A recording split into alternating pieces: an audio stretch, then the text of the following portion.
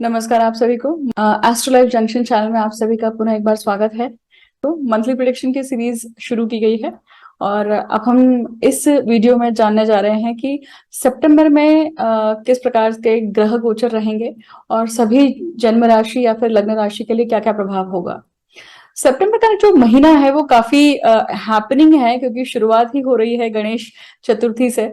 मतलब महाराष्ट्र में तो ये जो फेस्टिवल है, ये जो त्योहार है, बहुत धूमधाम से मनाया जाता है।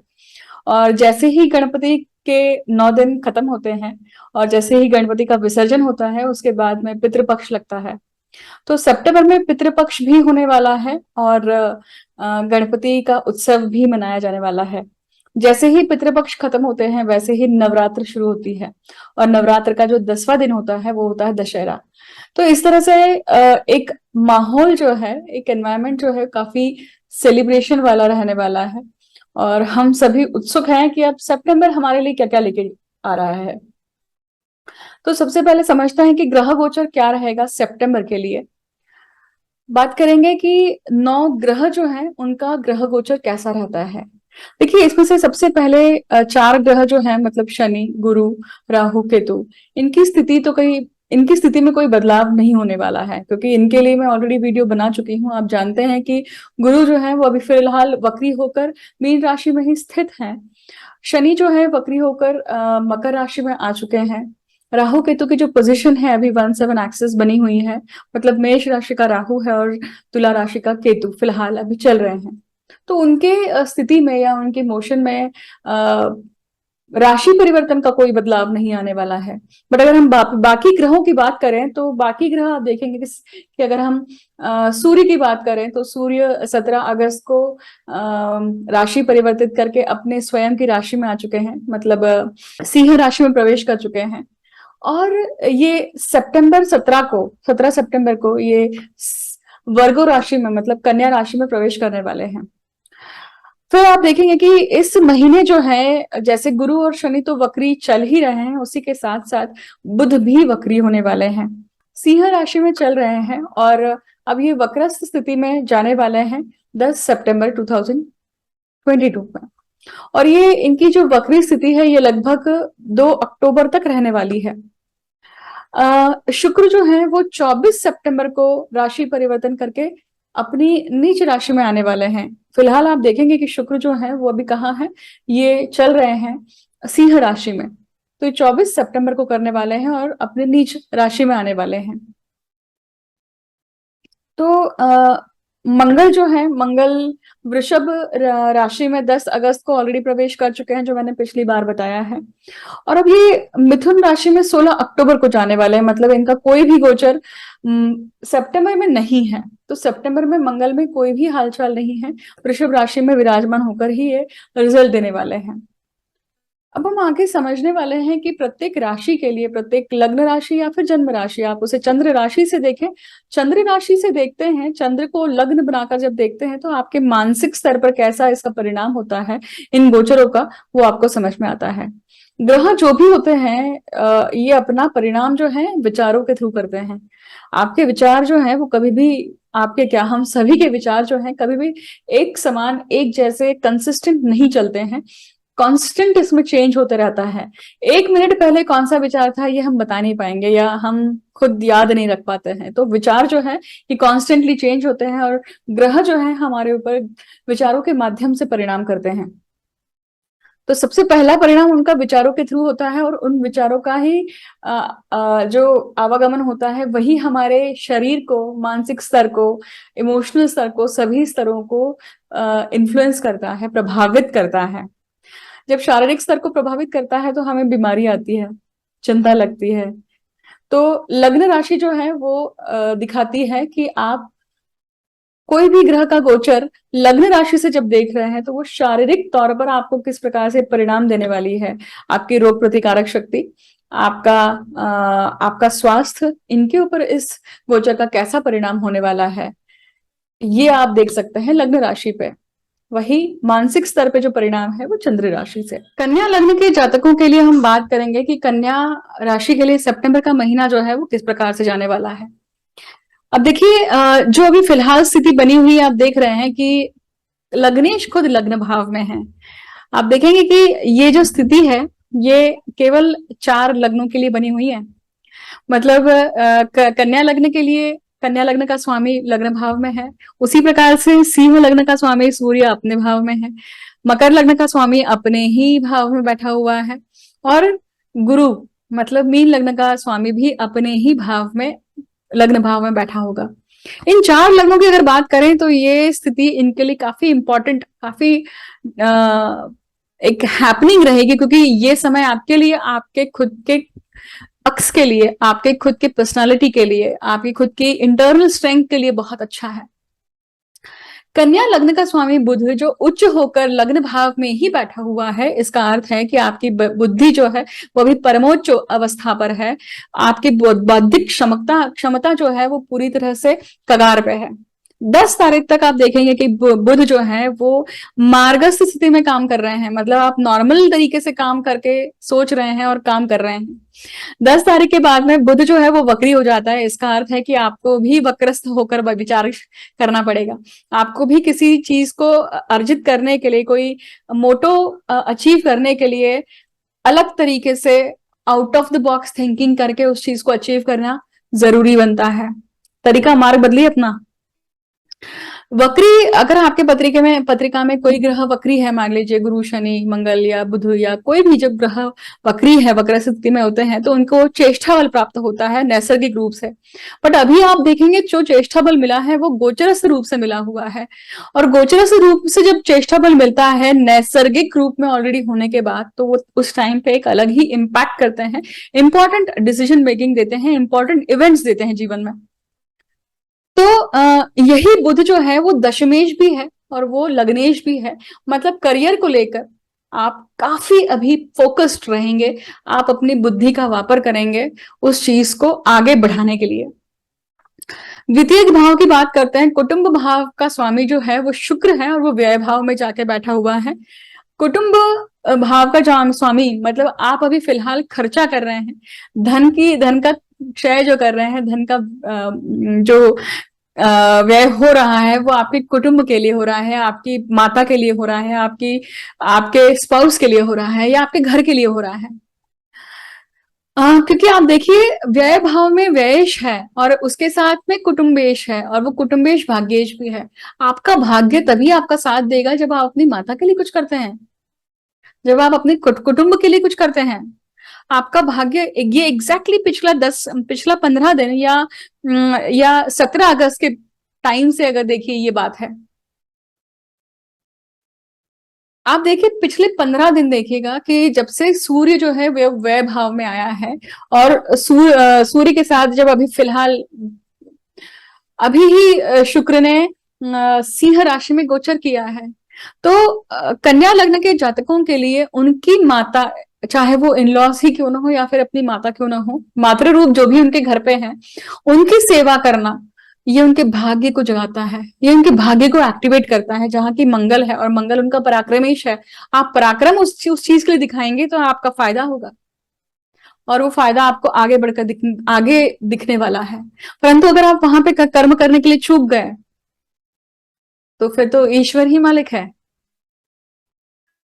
पराक्रम का अपने भाव को देखना ये एक बहुत अच्छी बात होती है, क्योंकि पराक्रम मंगल है, और मंगल का कार्य है कि आप अपने आप को सज्ज रखें, आप अपने आप को फिट रखें।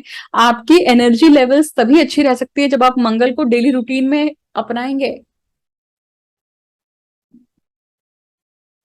भाग्य की भाग्य की पूर्ति तभी होगी जब आप जहां जहां मंगल की दृष्टि पड़ रही है, मतलब व्यय भाव हुआ, तीसरा भाव हुआ और चौथा भाव हुआ, इनकी पूर्ति जब अगर आप करते हैं तो आपका भाग्य बलवत होगा और आपका पराक्रम भी सही रूप से बाहर आएगा।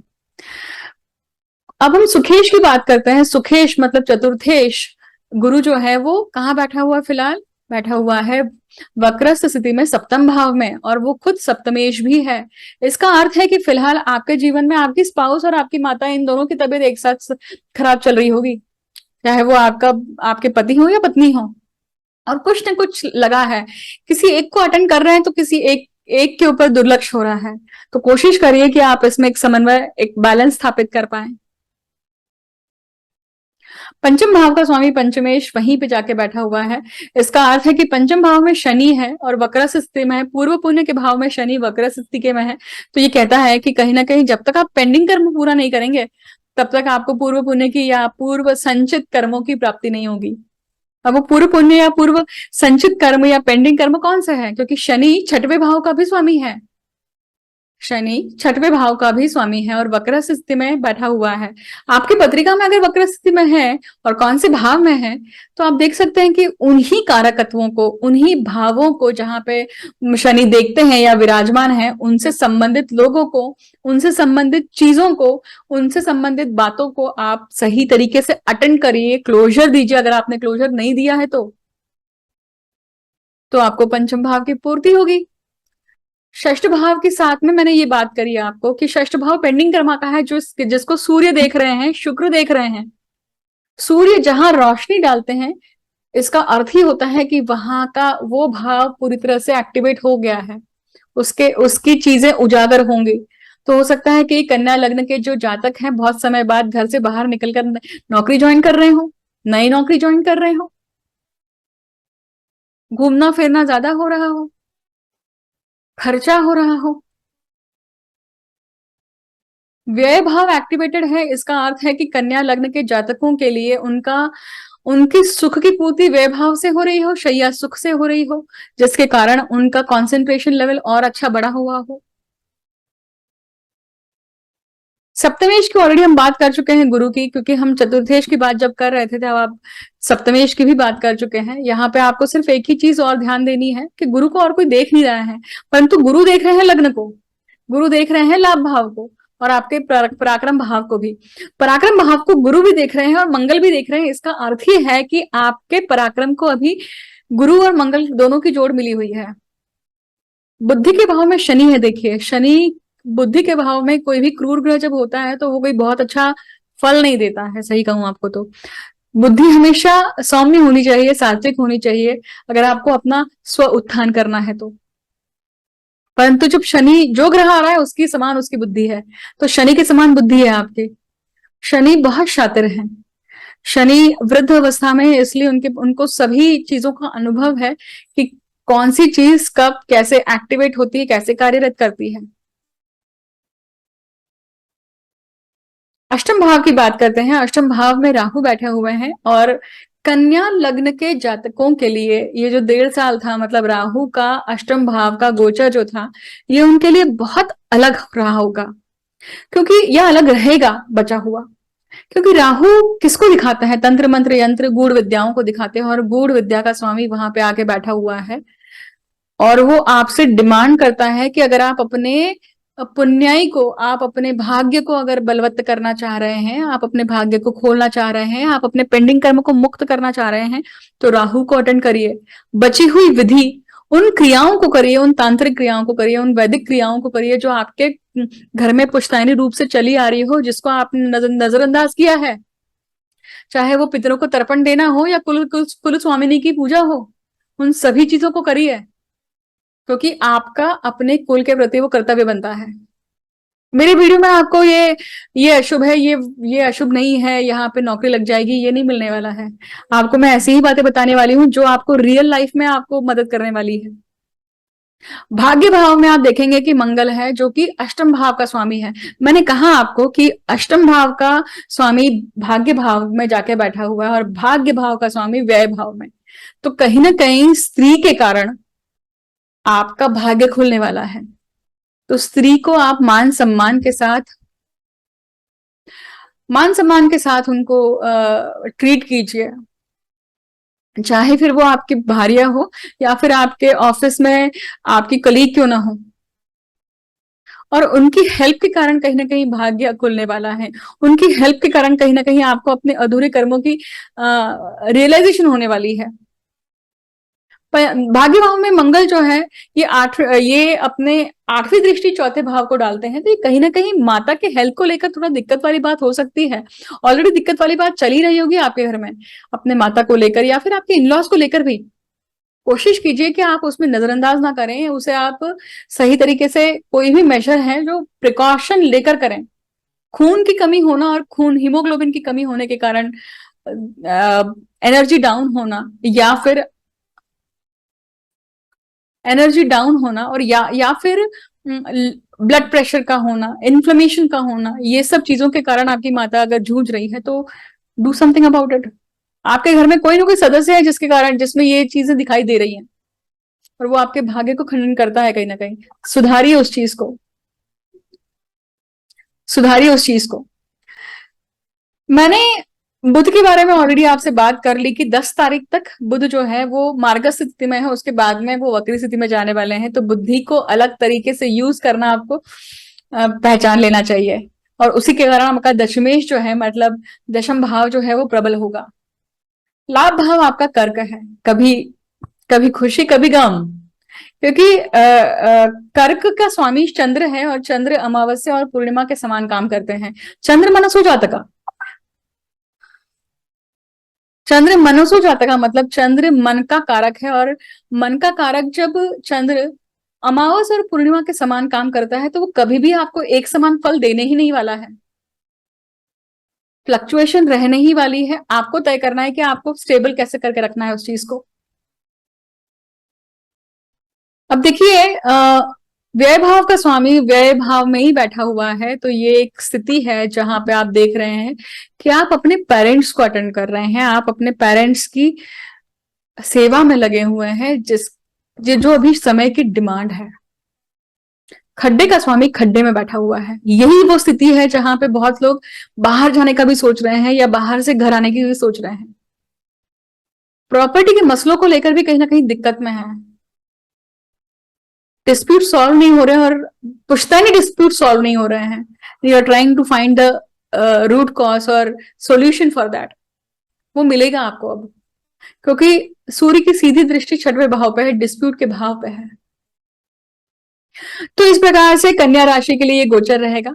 और सितंबर का महीना त्योहारों का महीना है। आप सभी को मैं बहुत सारी शुभकामनाएं देती हूँ कि आपके लिए गणपति चतुर्थी या गणपति का जो उत्सव है, और पितृपक्ष है या नवरात्र है, ये आपके लिए बहुत अच्छी हो।